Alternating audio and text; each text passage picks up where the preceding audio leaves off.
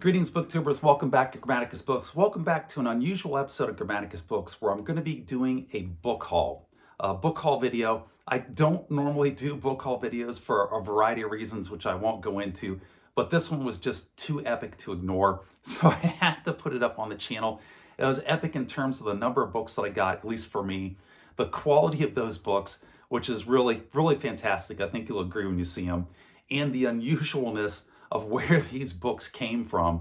And I'll have a video related to where these books came from at the end of this video. And you can go down to the time hack and check it out. I'll make time hashes down below in the timeline. It came from a place called Gabriel Library.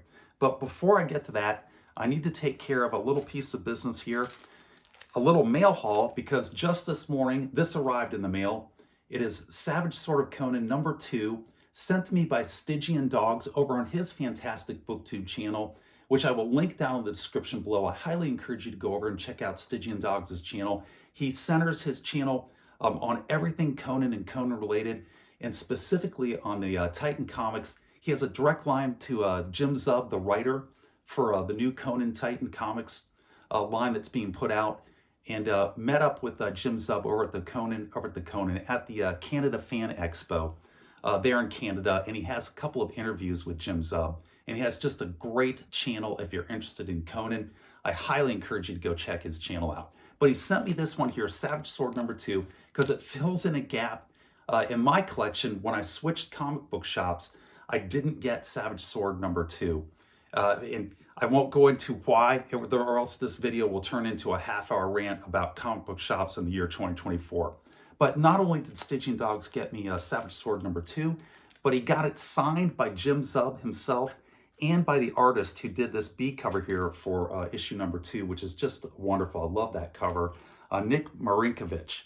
I get that right? Yep, Marinkovich. So you've got Nick Marinkovich's signature right there, and then I got Jim Zub's signature on this issue #2 of Savage Sword.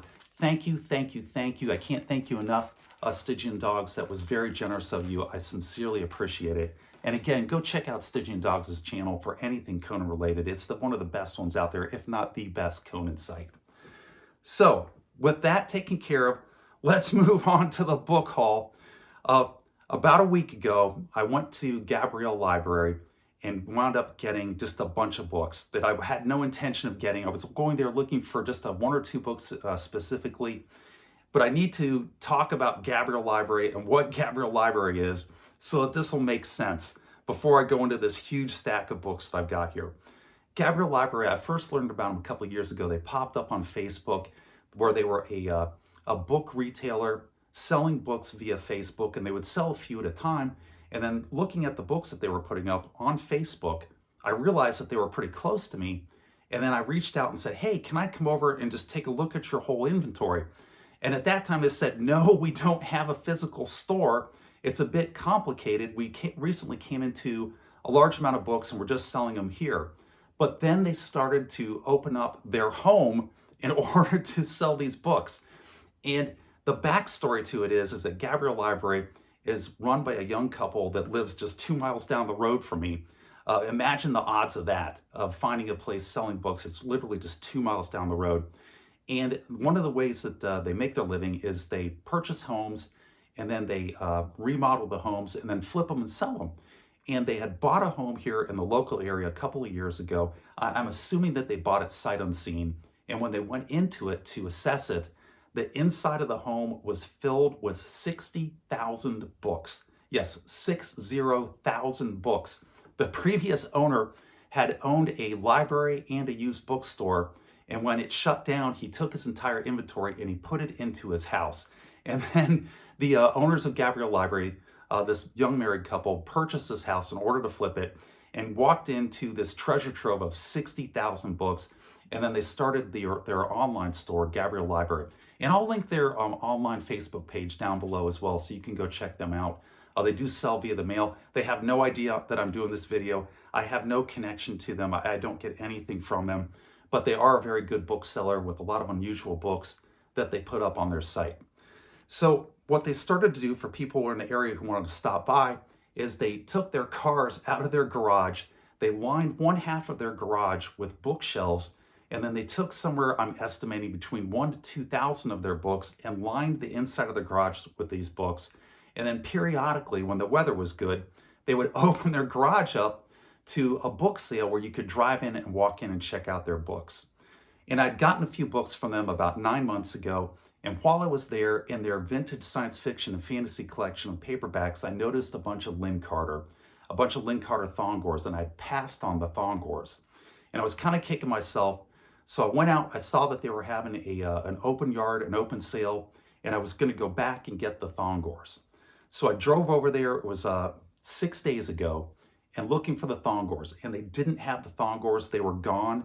I don't know if somebody bought them or if they just rotated out their stock and put new things in, but they had a bunch of other stuff that was fantastic, and they were having a sale. Every paperback was $1, every hardback was $2, and they had 3 tables of books out in the front of their driveway that were all free. So I went a little crazy. And if I can pick it up without dropping all of these, I got these 25 books. So I'm actually trying to get rid of books at this time. My wife got a little angry with me for getting 25 of these books here, but I got 25 vintage science fiction and fantasy books, and there are some doozies in here. Let me set that down without, I made it. Set them down without them falling over. But I'm going to go through them here. I'm going to start off with the heavy hitter out of the group, just the Holy Grail that I found. They had a bunch of Cascas, including Casca the Legionnaire, which is Casca number 11 in the series. This is one of the best Cascas in the series by Barry Sadler, who wrote these about the eternal mercenary Casca, Casca Rufio Longinus. At this time, he's going by Carl Longer, is the name that he goes by in these stories. And this is Casca fighting as a legionnaire in the French Foreign Legion at the Battle of Dien Bien Phu. As soon as I got this back, it immediately went to the top of my TBR list. Not only did it go to the top of my TBR list, it knocked out what I was currently reading, and I just devoured this book and just finished it a few minutes ago. It is fantastic. I will do a full video on Casca the Legionnaire, and Casca the Legionnaire picks up right at the end of the 4th one of the series, Casca the Panzer Soldier, and they literally are just back to back to each other chronologically in the life of Casca here. And I'll do a full video on that one, but man, I was stoked to find that Casca. So I got Casca the Legionnaire, number 19. I got Casca the Samurai, number 19. And they also had Casca, the Trench Soldier from World War I, number 21. Undoubtedly, these last two were written by a ghostwriter. At this point, I think Barry Sadler might even have been dead by the time those books were published. But I got those 3 Casca books, so that was off to a fantastic start. And then I got a Dark Sun novel here by TSR. Dark Sun, which is The Crimson Legion by Troy Denning. It is book 2 of Prism and Pentad. I have not read any of these. I'm not a big fan, not because I don't like them, just because I haven't read any of them, but it's got this great cover art by Brom, and it was only $1. Nice wraparound Dark Sun cover, so I picked that one up. And then I got a couple of James P. Hogan books. Got this sci-fi Inherit the Stars by James P. Hogan, which is a pretty popular book, and then the follow-on to it, The Gentle Giants of Ganymede. So that's a nice little science fiction find. And we got another nice science fiction book here, Patterns of Chaos by Colin Capp. I've seen this book a number of times out in used bookstores. I've always thought it was interesting, but passed on it. But for $1, I couldn't help but snag that one. And then I came across 2 kind of unusual books that if I see any of these types of books out, whenever I'm looking around for books, I always snag them because they're getting harder and harder to find. And these are the Choose Your Own Adventure books. This is The Balloon to the Sahara, Choose Your Own Adventure, where you go into it and you make choices at the end of the chapters of which route, which path you're going to choose. And then that determines how your adventure continues with multiple endings. And this one's illustrated by Paul Granger. And as you are the star of the story, choose from 40 possible endings by balloon to the Sahara. That was the first one. And the other one was a TSR book. It is The Hero of Washington Square. It is a top secret book with a very youthful looking person on there as the star of the story. Bit of an unusual cover. The cover, interestingly, says Easley, so it was painted by Jeff Easley from TSR. Inside it is credited not to Jeff Easley. They miscredited this. It says cover art by Elmore, Larry Elmore. That is not Larry Elmore. That's Jeff Easley. So that was interesting, but it's another choose your own adventure book. Those are always good to pick up. The next one I picked up here is a sci-fi book that was absolutely a cover art purchase, and it is The Slave Planet by Lawrence M. Janifer. And that's totally a cover buy. I will absolutely buy a book just for its cover if the price is right and I like the cover. Then I came across a bunch of Alan Dean Foster novels that they had back in Gabriel Library, and they had Alan Dean Foster's novelization of Alien. And that was just that was going in the buy pile. No ifs, ands, or buts about it. Alan Dean Foster, the king of novelizations. And I got his novelization of Alien. I will read that. And then I got the Alan Dean Foster novelization of the sequel, Aliens, which was right next to it. So that was nice. And then I picked up one more Alan Dean Foster book. Hopefully I can pronounce this correct. It is Quozzle? It looks like a little young adult science fiction novel about aliens that come down and visit on planet Earth. The Quozzle knew they'd love the third planet from the sun, but it never occurred to them that anyone lived there. And what sold me on this book is that it is a Flipimation book. Up here in the corner it says Flipimation. And inside of it, remember when you used to take paperbacks as a kid and you would do the little drawings in the corner? Well, it does that for you in this book. Hopefully I can flip it here and you guys can see it. That didn't seem like it went too well. Let's try that again.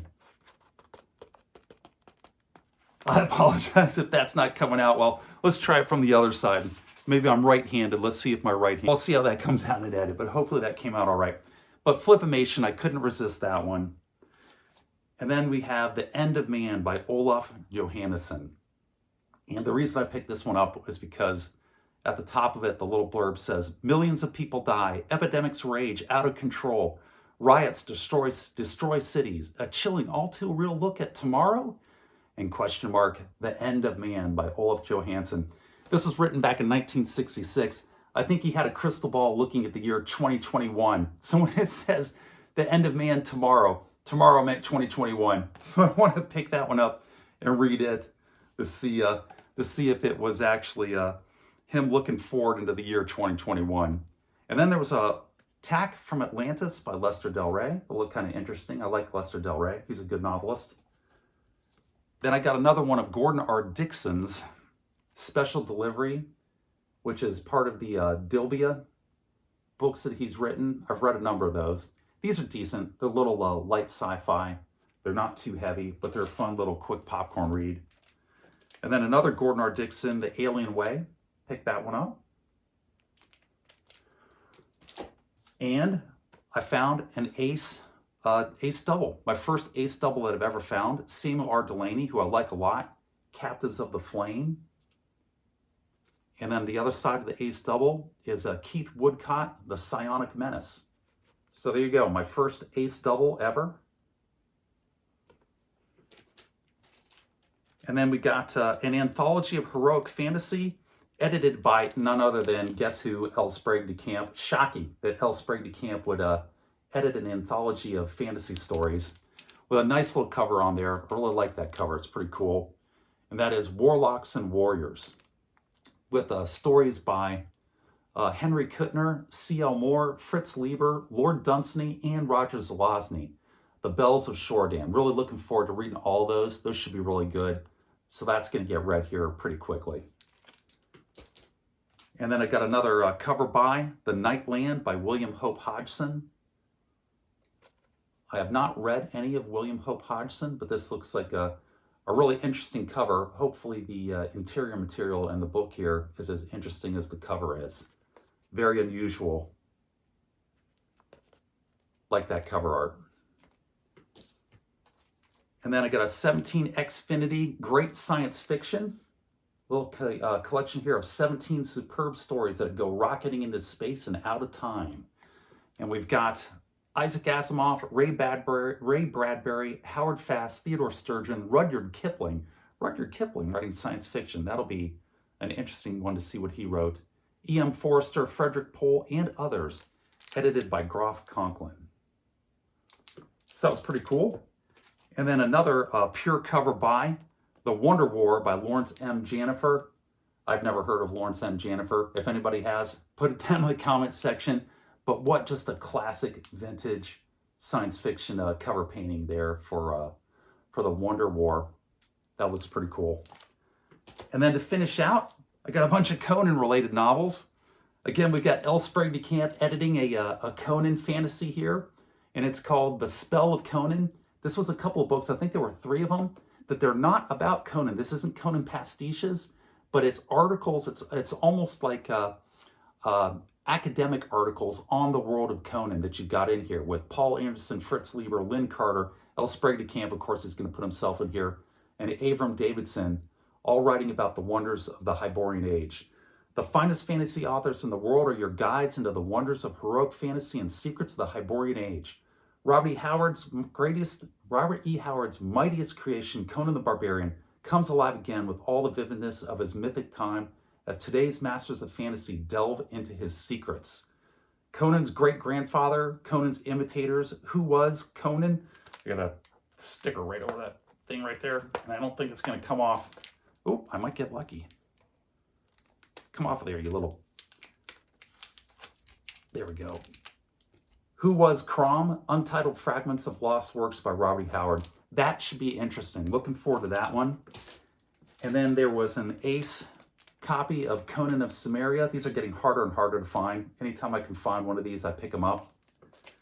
And then finally, we've got John Jakes' Mention My Name in Atlantis by John Jakes, the author of Brak the Barbarian. How can I resist the guy who writes Brak the Barbarian? And you've got Mention My Name in Atlantis, How Conax, the Chimerical, Helped Sink the Lost Continent.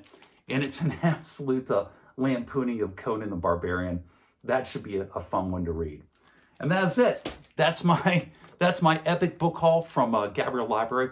While I was there, I did get permission from Gabriel Library to film the inside of their garage where they've turned it into a used bookstore. And I will tag that down here. I'll attach it to the end of this video. And again, I'll put time hacks on everything down below in the timeline. But that's it. With that, I'm going to say take care, be safe, and I will catch you guys next time. Gabriel Library. This is the free book tables. And then inside are the hardcovers. You guys have 16,000 books, did you say? We have 6D. 660,000 books. So this is just like a fraction of what you guys have. Exactly. Yep. We go through books daily, weekly. We always are putting out new inventory. Wow. We have a Facebook page and the eBay page as well. Yeah, see your Facebook page. And I noticed you guys have a lot more different books in your vintage sci-fi back here. Yes. We are constantly trying to pump out new inventory. These are all vintage science fiction drawers filled with vintage sci-fi and fantasy, which I just rated.